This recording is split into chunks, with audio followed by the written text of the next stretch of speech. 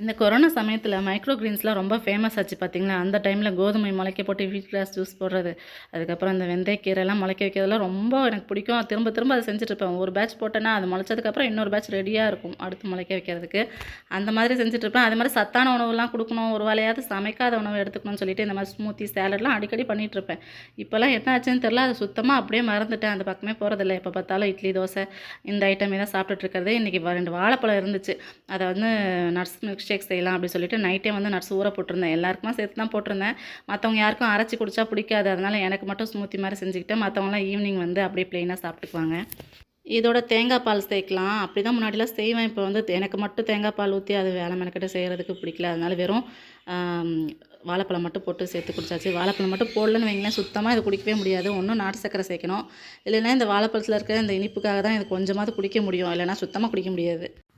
அதுவும் வாழைப்பழம் போட்டோன்னு வைங்களேன், மதியம் வரைக்கும் ஃபில்லிங்காக இருக்கும். இது 1 டம்ளர் குடித்தா கூட போதும், வேறு எதுவுமே தேவைப்படாது. இன்றைக்கி வந்து காய் வாங்கிட்டு வந்திருந்தாங்க. நாங்கள் 2 நாளைக்கு ஒரு தடவை காய் வாங்கிக்குவோம். ஏன்னா சில காயெல்லாம் 1 வாரத்துக்கு வாங்கிட்டு வந்து வைக்கும்போது ஃப்ரிட்ஜில் வச்சா கூட முத்தி போயிடுற மாதிரி ஆயிடுது, நல்லா இருக்க மாட்டேங்குது. அதனால் அப்பப்போ ஃப்ரெஷ்ஷாக செஞ்சுக்கலான்னு சொல்லிட்டு 2 நாளைக்கு ஒரு தடவை வாங்கிட்டு வருவாங்க. எப்போ காய் வாங்க போனாலும் கருவேப்பிலை வந்து ஒரு கட்டு வாங்கிட்டு வருவாங்க. சில சமயம் வந்து கருவேப்பிலை தோசை போட்டு ஒரு நாள்லேயே காலி பண்ணிடுவேன். சில சமயம் ஜூஸ் போடலாம், இன்றைக்கி போடலாம், நாளைக்கு போடலான்னு சொல்லிட்டு ஃப்ரிட்ஜ்லேயே அது வந்து வேஸ்ட்டாக போயிடும். இன்றைக்கி மதியம் வந்து பீர்க்கங்காய் குழம்பு தான். அது ரொம்ப ஈஸி. எங்கள் அத்தை வந்து அந்த குழம்பு சூப்பராக வைப்பாங்க. இதுக்கு தக்காளியும் போட மாட்டாங்க, அதே மாதிரி வெங்காயத்தையும் வதக்கவும் மாட்டாங்க. எல்லாத்தையும் கட் பண்ணி ஒன்றா சேர்த்து கொஞ்சமாக தண்ணி ஊற்றி அப்படியே சிம்மில் வச்சிட்டோம்னா போதும், குழம்பு சூப்பராக ரெடி ஆகிடும். டேஸ்ட்டும் ரொம்ப சூப்பராக இருக்கும்.